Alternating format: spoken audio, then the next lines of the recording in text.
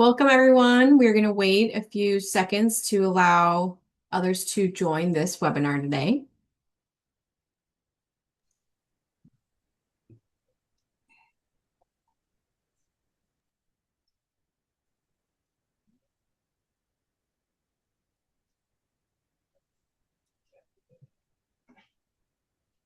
Okay, hello. My name is Anna, and it's my pleasure as the Assistant Director of Constituent Relations to welcome you all to this 49er Industry Chat.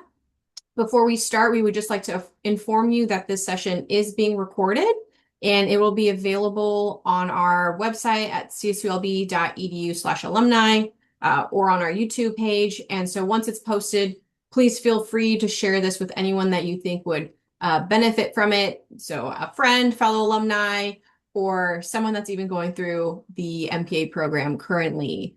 We also encourage you guys to utilize the chat or the Q&A box below to submit any questions you'd like our guest speaker to answer. Our alumni relations member, Rosalinda, will be helping moderate the chat during this webinar. And I'm now going to pass it off to an exciting guest that's going to help me co-lead and interview our 49er Industry Chat host, and that's Jonathan Gray, who is also a CSULB MPA alum, just like myself. So we're very excited for this. So Jonathan, please take a moment to introduce yourself before you then introduce Dina. Sure, absolutely. Good afternoon, everybody. My name is Jonathan Gray, and I actually just wrapped up the Cal State Long Beach Masters of Public Administration this past December. I'm very fortunate to be here. I've worked in the nonprofit sector for 25 years at the YMCA. And yeah, I just want to kind of take a moment to introduce Dina. So, Dina Berg, welcome. I really want to start off and just say thank you for being here. And I'll read your bio before we kind of jump into the conversation. So, Dina Berg is a nonprofit executive, educator, and community advocate with over 15 years of experience leading the mission-driven organizations and more than a decade of experience teaching in higher education. She is the co-founder and executive director of the Heart of Ida, a Long Beach-based nonprofit that provides comprehensive, culturally responsive services to low-income older adults, including food security, health access, digital inclusion, and community connection programs.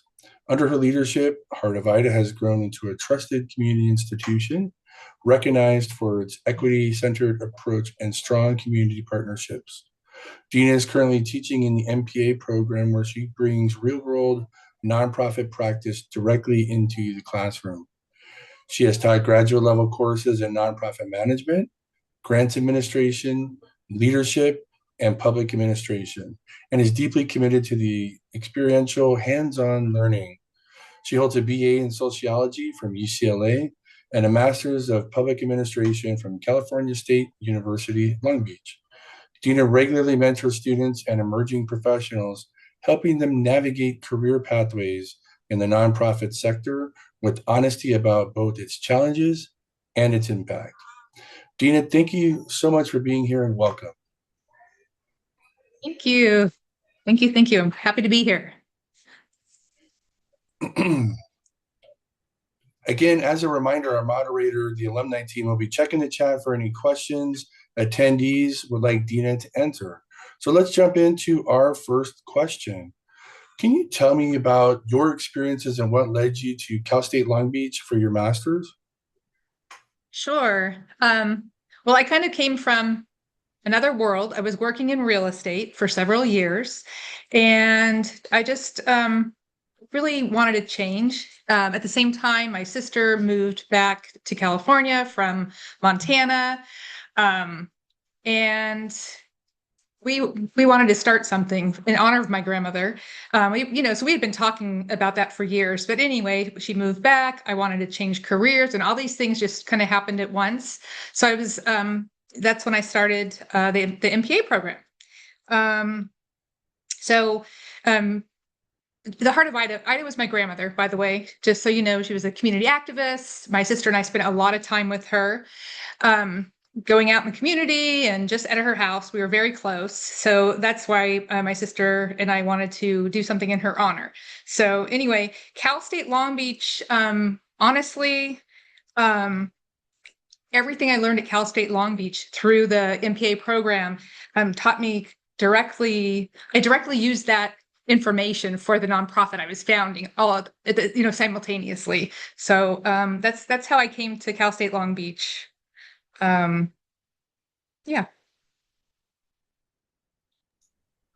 Perfect. Thank you for that. Mm-hmm. And so, with some of the courses in the program at Cal State Long Beach with the MPA, how did that shape your career in the nonprofit sector? Well, I will say that every single course, I was founding the organization at the same time, right? So I was building it. I was starting to figure out how to write grants and how to, create a budget. I mean, just all of the things that I had worked on previously, but nonprofits are a little bit different. So anyway, all the courses I took through the MPA program truly helped me on day one. But I have to say the grant writing class probably had the most impact on me. I was able to use it right then and there, and I kept all the information I learned from that class. And believe it or not, I'm teaching that class today, and I have been for about 12 years. So kind of a full circle moment, but it really made a difference. That's fantastic. Definitely a full circle moment, like you said. I kind of want to go back to what led you to co-found Heart of Ida. I know that you mentioned Ida was your grandmother. Can you just Mhm. kind of talk more about her connection with this and how she Sure. inspired you to create your own nonprofit? Sure. So like I said, my grandmother, we spent a lot of time with her. She was like a mother to my sister and I. Um, and she just really showed us, what it is like to show up for your community. And so she passed away in 1991. And after that, my sister and I, for years, we talked about potentially doing something in her honor. But she was living in Montana at the time. And so when my sister moved back to California and she moved in with us, we put our heads together and just started thinking about the Heart of Ida. And that name of just sitting around a kitchen table, just brainstorming and coming up with the idea and just doing it. So yeah, my grandma, I think she'd be proud, but it's all in the spirit of what kind of we learned from her. So that's what inspired us to start Heart of Ida. But also, I forgot to mention that we did, during that time when my sister moved here back to Long Beach, we volunteered for Meals on Wheels.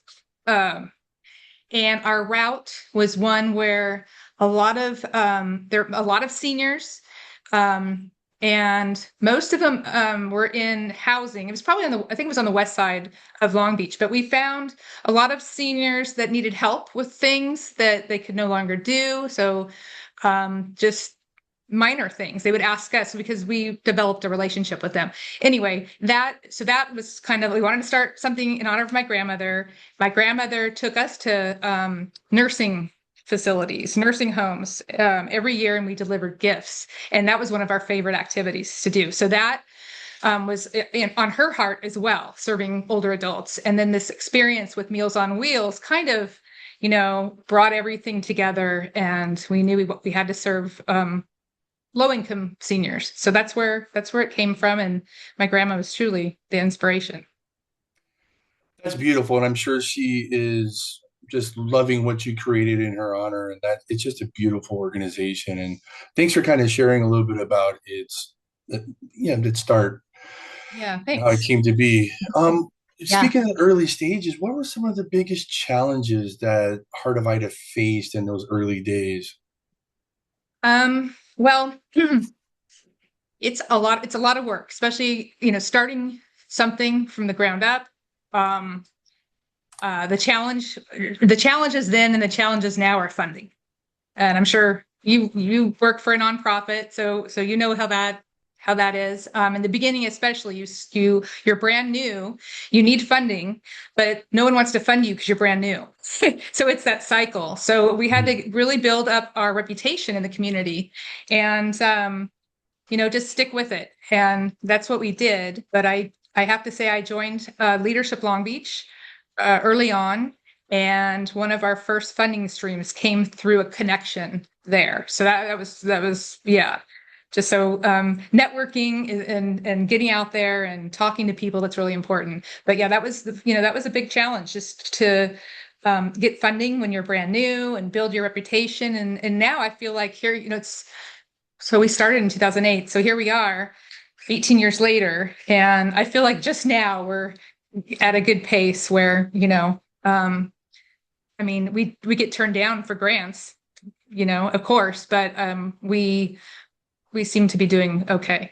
So Congratulations. I mean, we're keeping a nonprofit running for 18 years plus and being able to fund it is immensely hard. So that's, big congratulations to you and what your team does at yeah. Heart of Ida. You kind of spoke about funding and kind of networking. Can you talk about how you build and maintain strong community partnerships?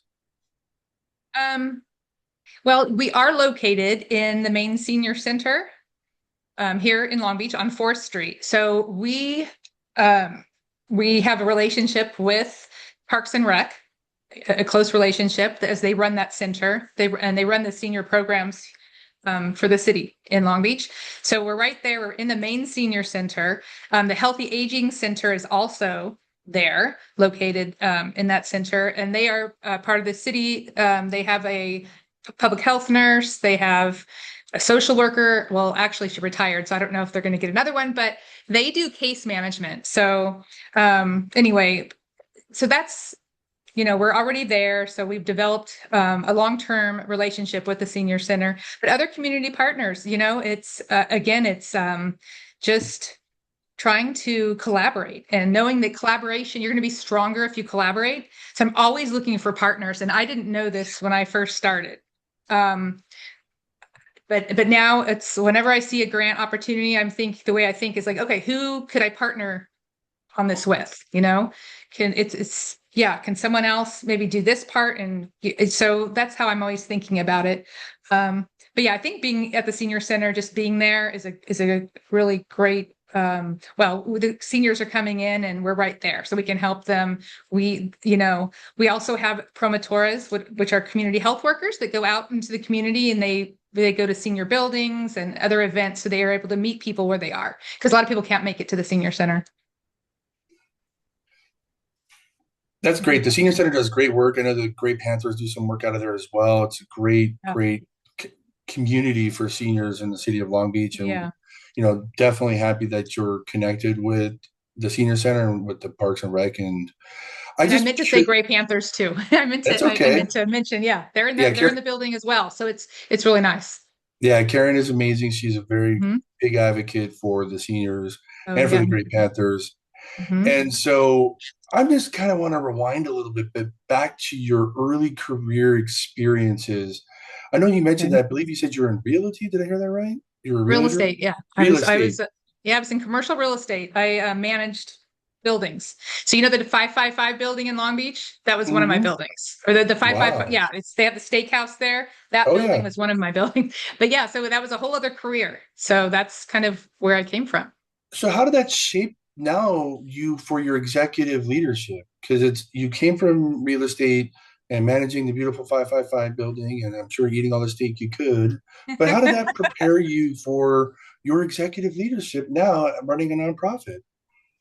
Yeah, it was. God, I never really thought of that question, but it did. I was a senior property manager, and so I had, we, in a large building, you have construction going on. So I was over that, I was over that, all of the leases. So all of the leases, I had to make sure that the tenants were following their lease, that kind of thing. I had janitorial staff. It's just, there's so many things, multiple things going on in a building that every day is different.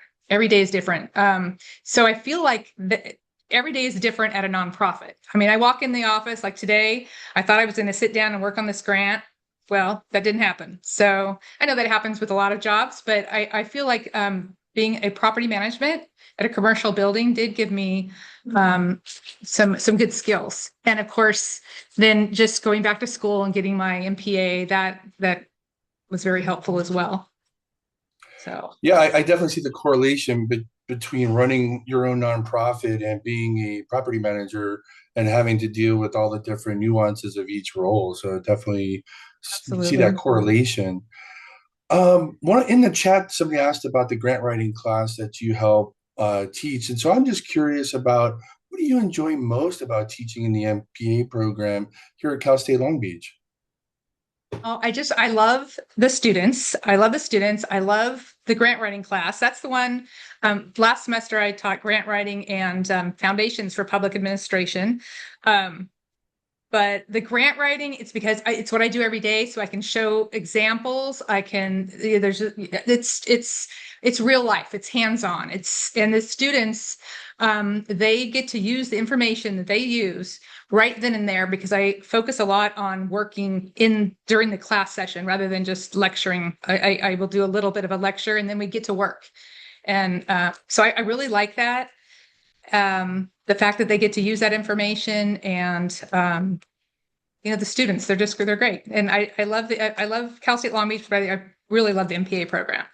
So yeah, the grant writing class is definitely hands-on, and it's not like you listen to me lecture and go home and do it on your own. So you're normally in groups, but I won't go too much into that because I don't want to take up all your time, but it's fun.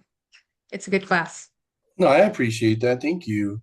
And so I'm just curious. So being a professor, and of course, at the Cal State Long Beach MPA program and running a nonprofit, being the executive director of Heart of Ida, how do you navigate burnout and time management? Because that's a lot to deal with for any person.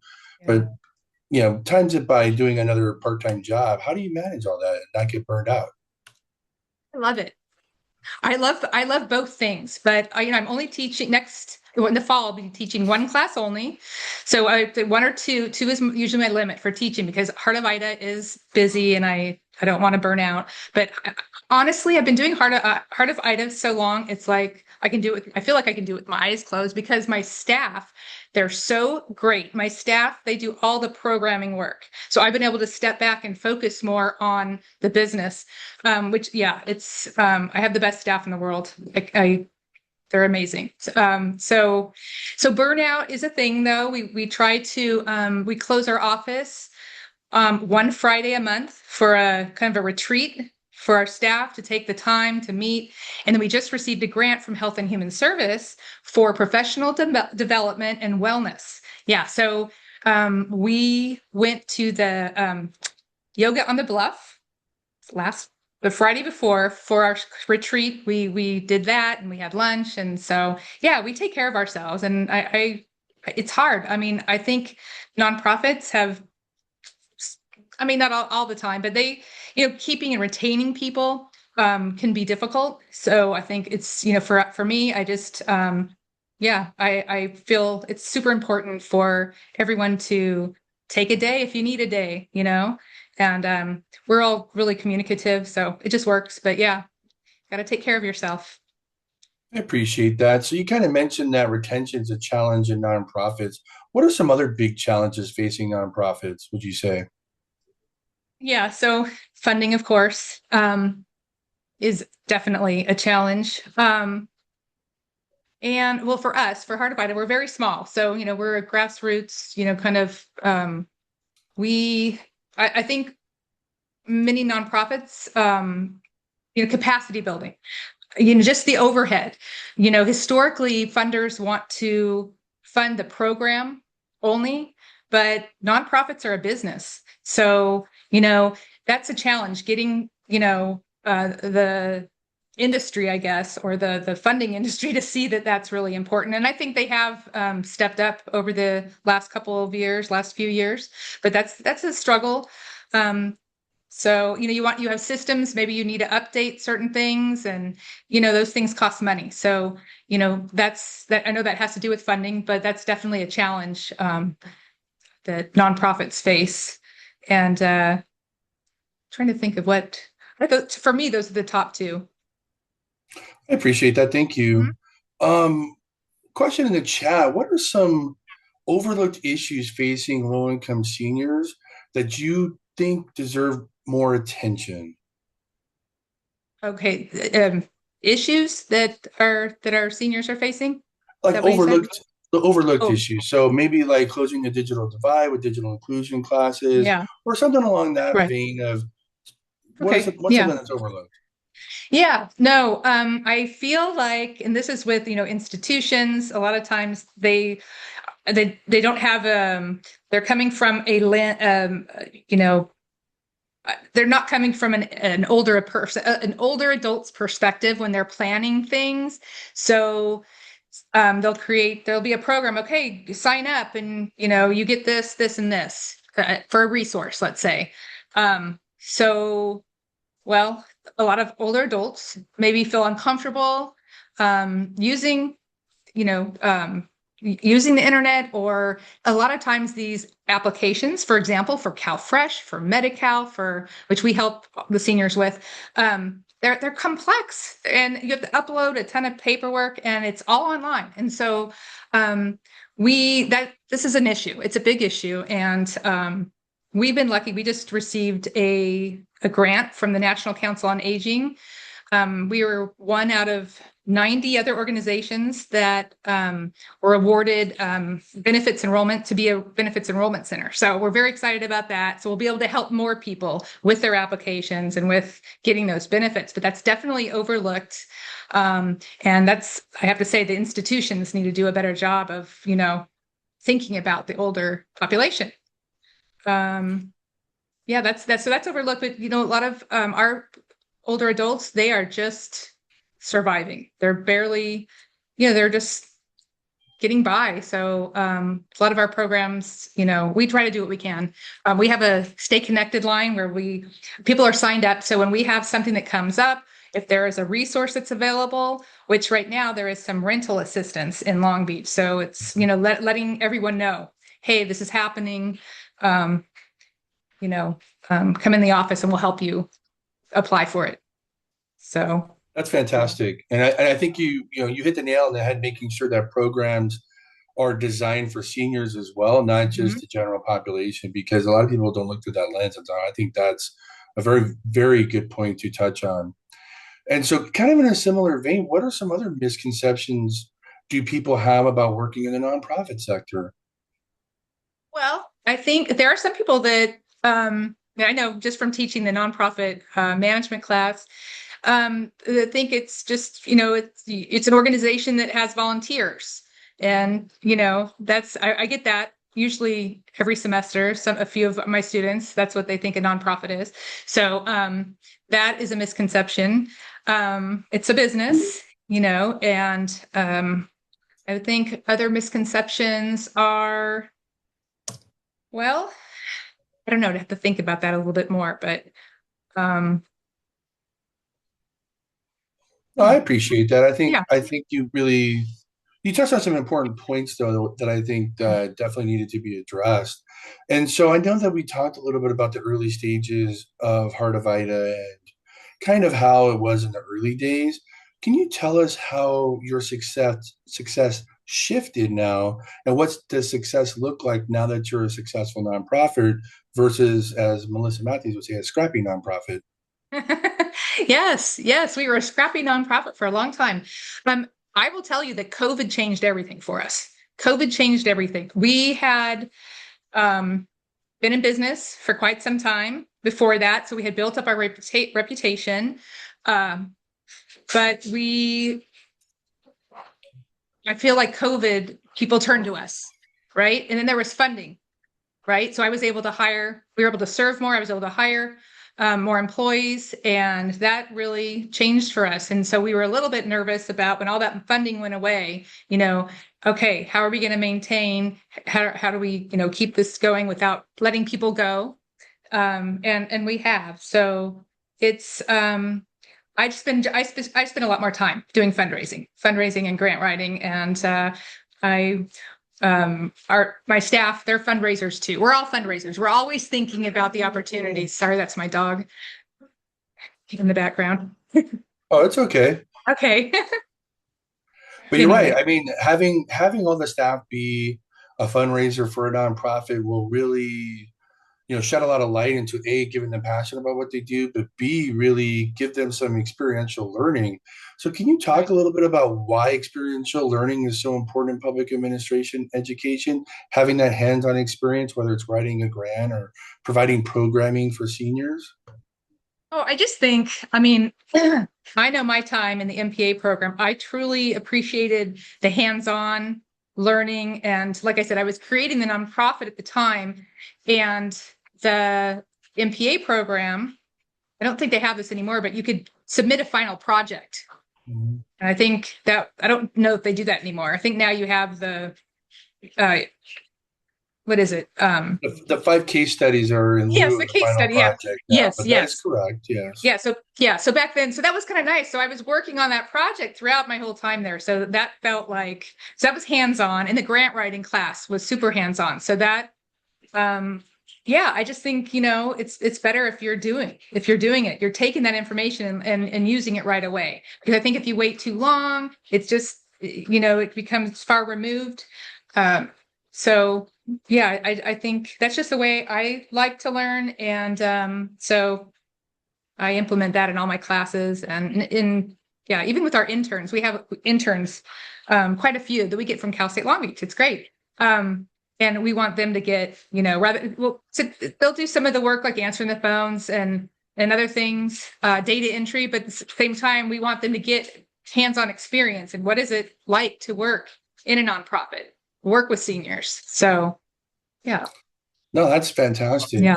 And kind of like very similarly, can you touch on some of the best ways for a student to potentially find opportunities who are just starting, young people that are just starting out and looking for careers in the Mhm. nonprofit field, whether it be Sure. like internships or jobs or Yeah, networking? What's some of the best sure. practices around that? I would say, yeah, just reach out, volunteer, intern. If there's an organization you're interested in, you reach out to the executive director or the program director or whoever you can talk to in the organization. Networking, I mentioned Leadership Long Beach earlier.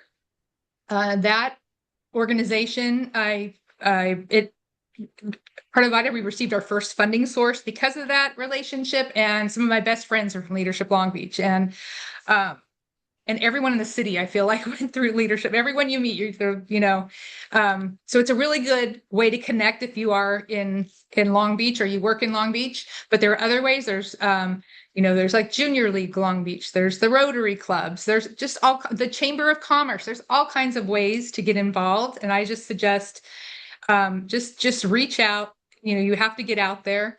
And plus, you're going to see what you like. If you can volunteer or intern at an organization, you'll get that firsthand knowledge if you want to, if that's where you belong, if that's what you like, that's your path. No, Yeah. that's very important. And I couldn't agree Hmm. more. Networking and having internships would give you opportunity to network Hmm. really makes a big difference in the lives of a young person, just like you mentioned for you for Leadership Hmm. Long Beach and the great work that they do.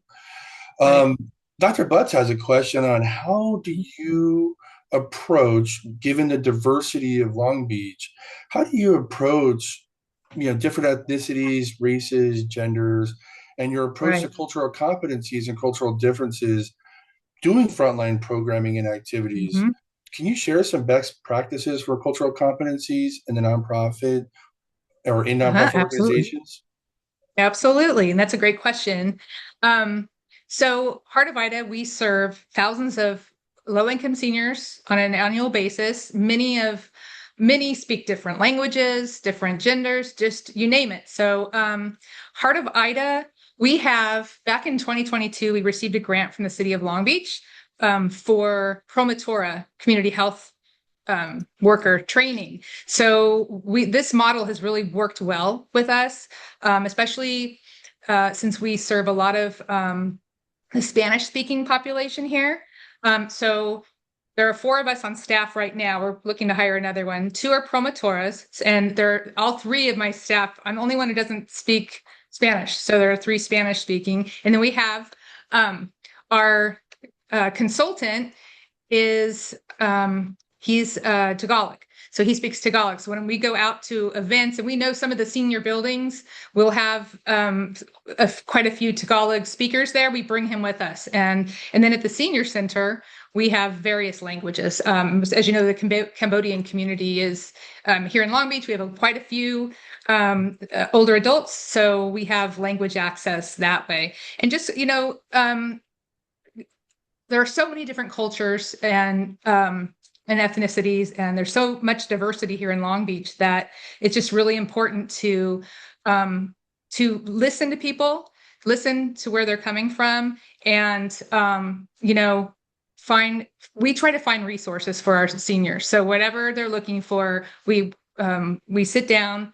Part of it is just being patient. I think a lot of organizations, people come in and they get them out.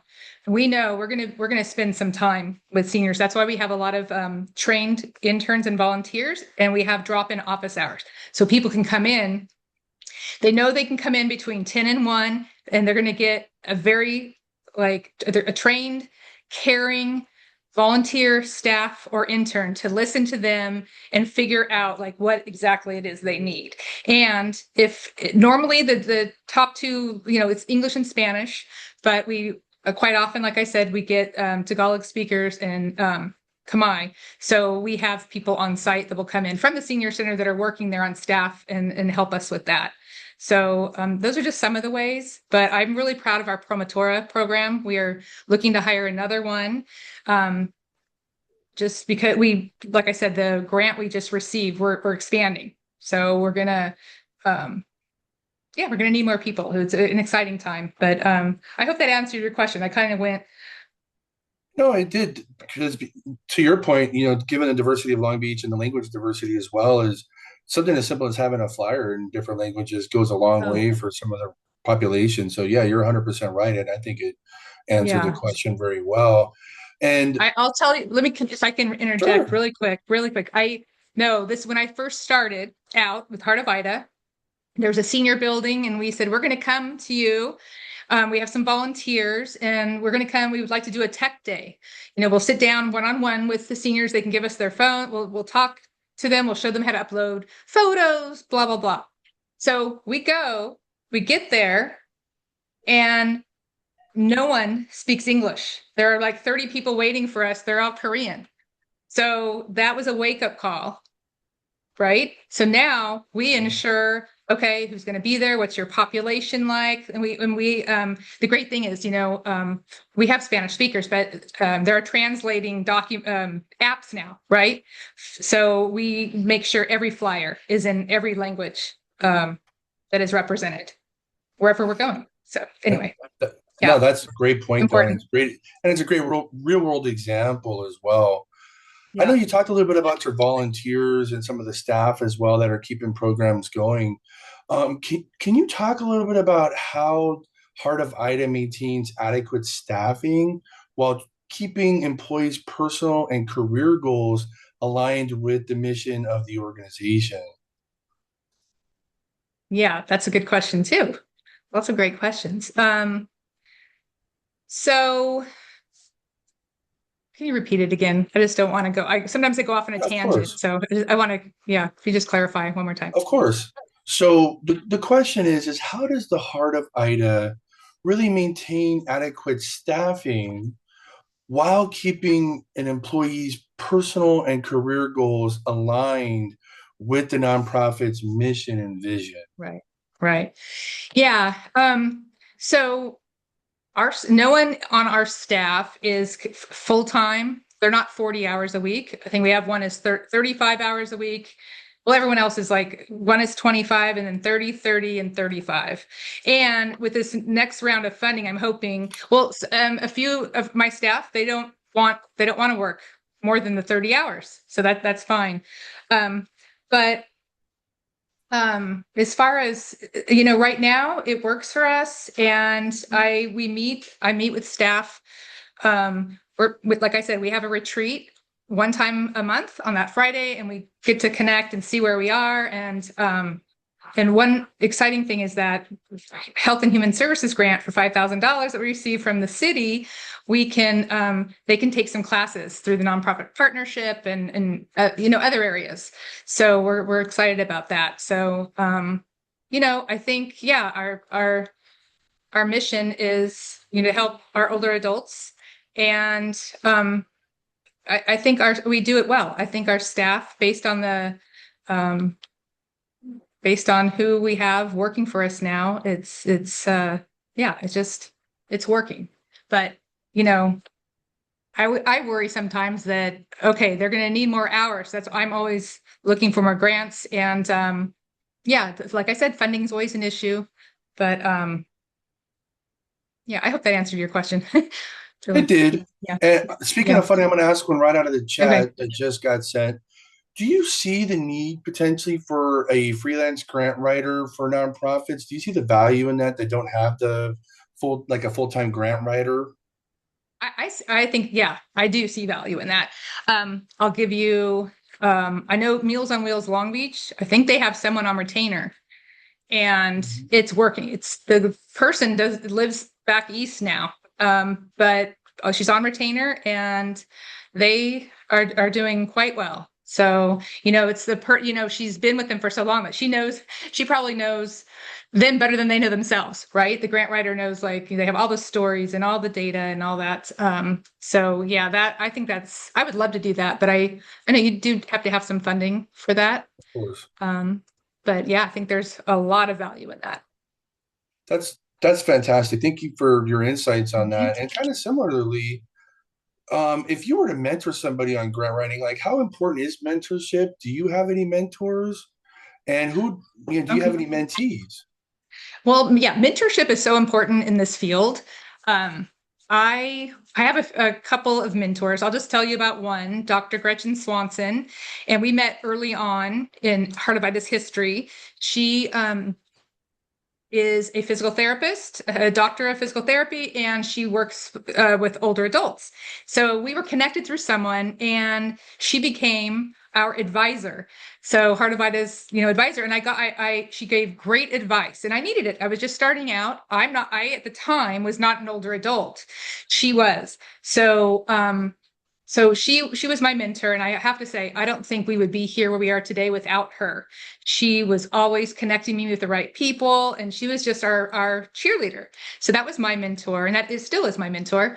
And then mentees, my current program director went through the Nonprofit Partnerships Emerging Leaders Program, and in that program, they connect executive directors with their participants.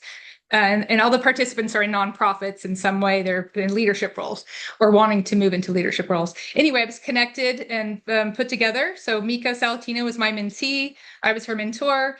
And she's been working with me since we met in 2019. So Wow. that was, it was a great connection.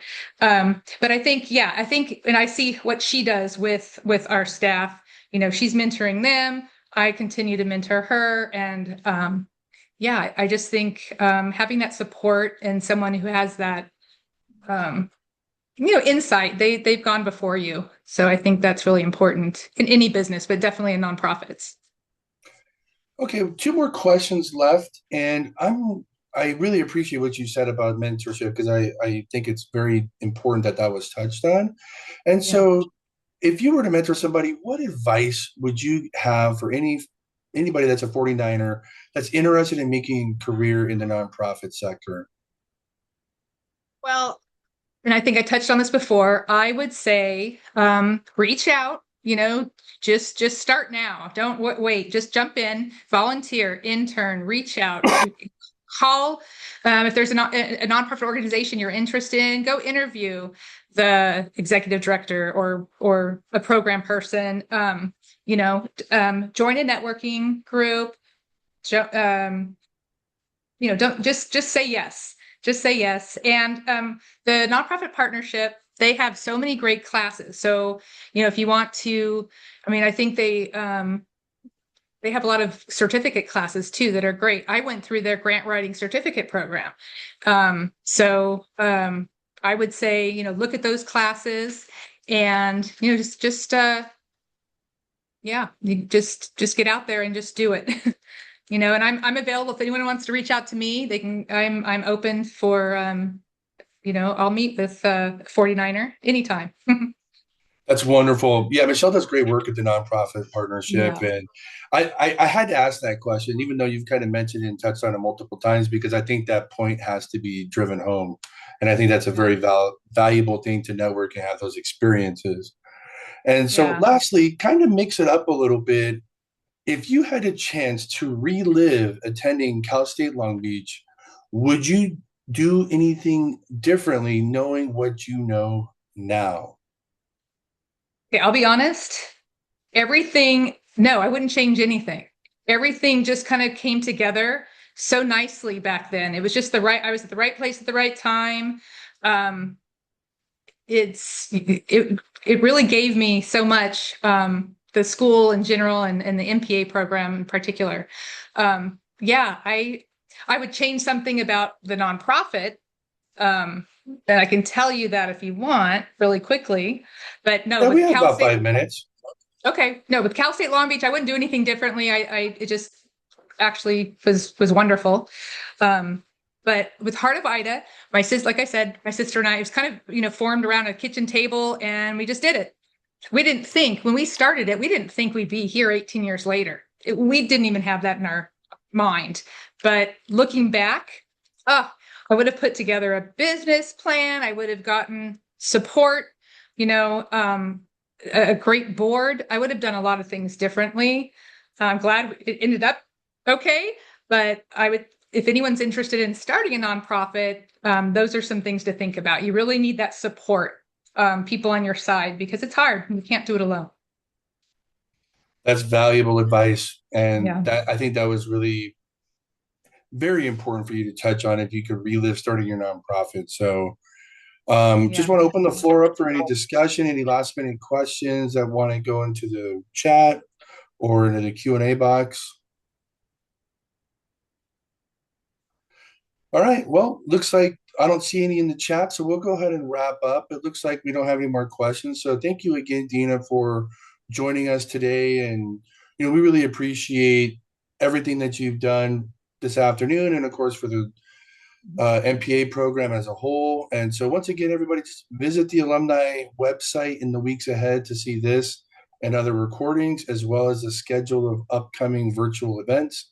Lastly, make sure to follow us on LinkedIn. Thank you, everybody, and go Beach. Thank you. Thank you for having me.